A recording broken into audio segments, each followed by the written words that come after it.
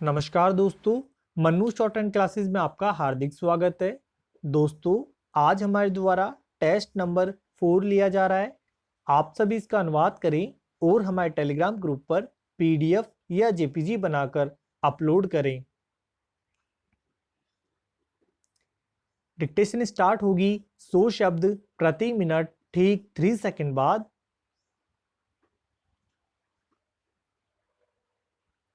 Start. मेरे ख्याल से यह मुक्त नारी पर अंकुश लगाना ही था। स्टॉप। कबीले का मुखिया स्त्री पुरुष के संबंध निर्धारित करने लगा। स्टॉप। यही कला विधि थी जिसमें कबीले की महिला को इस बात की स्वतंत्रता नहीं रही कि वह किसी पुरुष से संबंध स्थापित कर सके। स्टॉप। इस तरह धीरे धीरे परिवार व्यवस्था का उदय हुआ।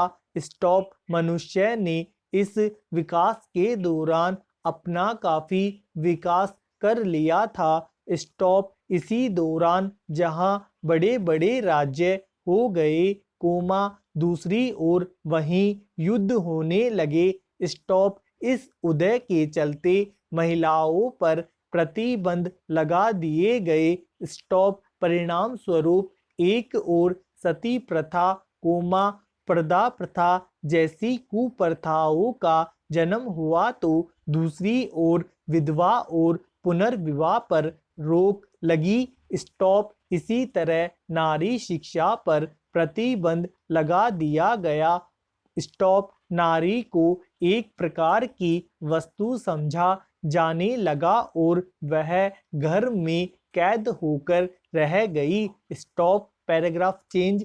वैसे तो साधारण रीति से 12 महीने का वर्ष माना जाता है, पर कभी कभी 13 महीने का भी वर्ष होता है। स्टॉप। पर यह बात केवल चांद्रमास में ही होती है और मास सदा वर्ष में 12 ही होते हैं। स्टॉप। चांद्रमास की वृद्धि का हेतु यह है कि दिन रात्रि का मान, जिसे दिनमान कहते हैं, 60 दंड का माना जाता है। स्टॉप। पर एक तिथि का मान 58 दंड का माना जाता है। स्टॉप। इसीलिए 30 दिन में 31 तिथियां पड़ती है। स्टॉप। इस हिसाब से चांद्र वर्ष और सामान्य में प्रति वर्ष 12 दिन का अंतर पड़ा करता है,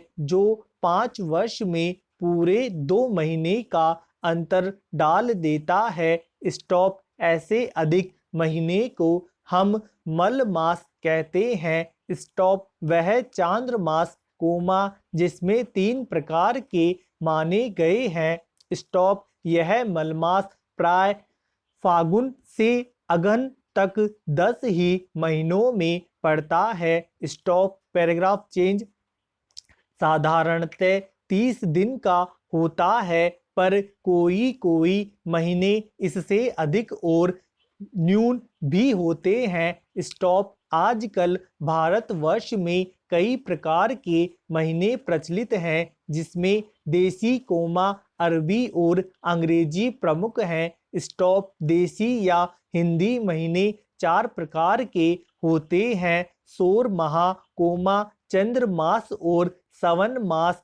स्टॉप। अरबी महीना एक प्रकार का चंद्र मास है जो शुक्ल द्वितीया से प्रारंभ होता है। स्टॉप। अंग्रेजी महीना सौर मास का एक भेद है, जिसमें संक्रांति से महीना नहीं, किंतु प्रत्येक महीने के दिन नियत होते हैं। स्टॉप। जो काल प्रचलित या चंद्र वर्ष में, उसे सौर वर्ष के बराबर करने के लिए जोड़ा जाता है, उसे मलमास कहते हैं। स्टॉप। देसी वर्षों में प्रति तीसरे वर्ष मलमास होता है और उस समय वर्ष में 12 महीने न होकर 13 महीने होते हैं। स्टॉप। अंग्रेजी वर्षों में प्रति चौथे वर्ष मलमास का एक दिन अधिक बढ़ाया जाता है, पर अरबी महीनों के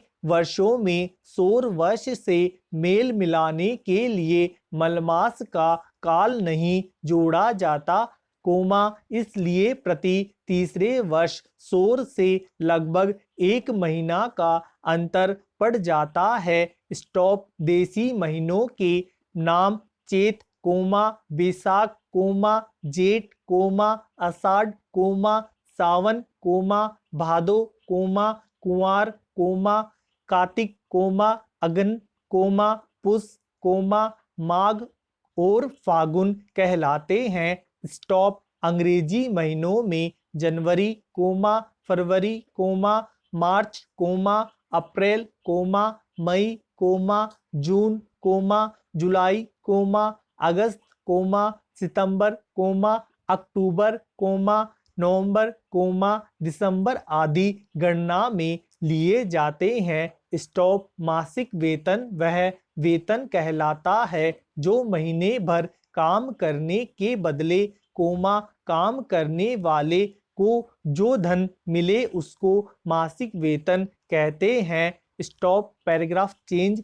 पूजनीय महोदय, मैं आपसे मिलावट के संबंध में एक बात कहना चाहता हूँ कि वह यह है कि एक जमाने में हम फसल को कीड़ों से बचाने के लिए हानिकारक रसायन का इस्तेमाल किया करते थे, पर आज हम इसका प्रयोग उत्पादन बढ़ाने के लिए कर रहे हैं।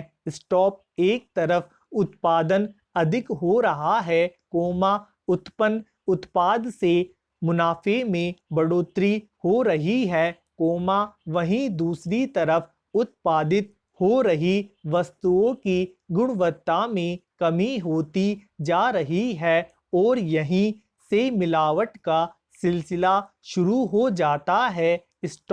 पुराने जमाने में हमारे देश के अंदर दूध की नदियां बहा करती थी। दूध में पानी मिलाने की बात अब काफी पुरानी हो चुकी है, आज दुकानदार मौसमी फलों को हरा, लाल, पीला रखने के लिए रंग का इस्तेमाल कर रहे हैं। शुद्ध पानी में मिलावट शुरू हो गई है, उपभोक्ताओं को जागरूक करने के लिए उनमें जागरूकता लाने के लिए बड़े बड़े विज्ञापन प्रकाशित किए जा रहे हैं। लेकिन मिलावट खोरों पर इसका कोई असर नहीं होता है। पश्चिमी देशों के अंदर मिलावट करने वालों के लिए काफी सख्त कानून बनाए गए हैं। हमारे यहाँ पर भी लचर कानून व्यवस्था के स्थान पर सख्त कानून बनाने से ही मिलावटखोरी और मिलावटखोरों पर अंकुश लगाया जा सकता है। Paragraph change. देश में अपना पैर पसार चुकी 7 घातक बीमारियों की पहचान की जा चुकी है। हमारा लक्ष्य साल 2020 तक भारत को पोलियो, खसरा जैसी बीमारियों से मुक्त कराने के लिए टीकाकरण मुहिम चलाने का अभियान प्रारंभ हो चुका है। बताया जाता है कि मिशन इंद्रधनुष के तहत पहले चरण में करीब 200 जिला अस्पतालों में यह काम किया जाएगा, फिर पूरे देश में किया जाएगा।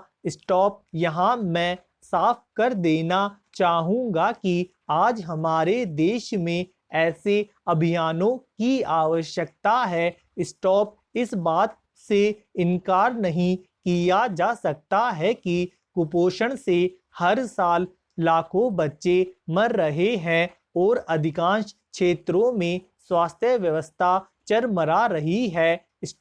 आज राष्ट्रीय ग्रामीण स्वास्थ्य मिशन योजना पर नजर रखने की आवश्यकता है। आज प्राथमिक स्वास्थ्य केंद्रों में आवश्यक दवाओं का अभाव है, जांच सुविधाओं का अभाव है। वहाँ समय पर बेहतर इलाज न हो पाने से हमारी निर्भरता निजी अस्पतालों पर बढ़ती जा रही है। स्टॉप अब जरूरी हो गया है कि चिकित्सा केंद्रों का अच्छी तरह से विकास किया जाए। स्टॉप स्वास्थ्य केंद्रों में इस प्रकार से इलाज की व्यवस्था की जाएगी। स्टॉप। धन्यवाद दोस्तों, लाइक और शेयर जरूर करें।